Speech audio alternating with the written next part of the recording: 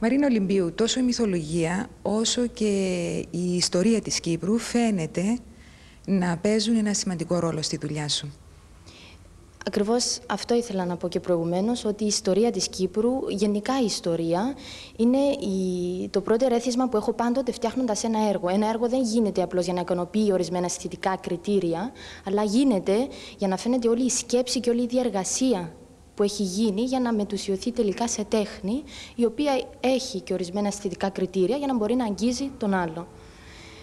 Είναι πολύ σημαντικό όμως η ιδέα και η σύλληψη, η σκέψη ενός έργου, γιατί είναι ουσιαστικά το πρώτο βήμα πάνω στο οποίο χτίζουμε το έργο. Κλείνοντας την κουβέντα μας, Μαρίνα Ολυμπίου, θα ήθελα να σταθώ σε κάποιο σχόλιο, σε μια αλήθεια μπορώ να πω. Συχνά ακούγεται ότι δύσκολα μπορεί το κοινό να καταλάβει την μοντέρνα τέχνη. Και μια και εσύ ασχολείσαι με την μοντέρνα τέχνη, μια και σε αυτή σου τη δουλειά βλέπουμε την φιλοσοφία να παίζει τόσο σημαντικό ρόλο, θα ήθελα λοιπόν να ακούσουμε τη δική σου γνώμη. Για να καταλάβουμε κάτι, είτε αυτό είναι ένας πίνακας, είτε είναι ένα γλυπτό, είτε ακόμα ένα κόσμημα, πρέπει κανείς να ψάχνει να βρει τον λόγο το οποίο έχει γίνει. Πρέπει να ψάχνει να βρει την βασική ιδέα.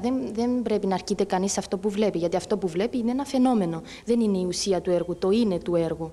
Γι' αυτό περισσότερος κόσμος αρκείται στο να πει η σύγχρονη τέχνη είναι δυσκολονόητη, τα εικαστικά μέσα που χρησιμοποιούν οι καλλιτέχνες δεν τα καταλαβαίνουμε, όμως αυτοί οι άνθρωποι δεν ψάχνουν να βρουν τους λόγους οι οποίοι έχουν συντρέξει για να γίνει ένα έργο.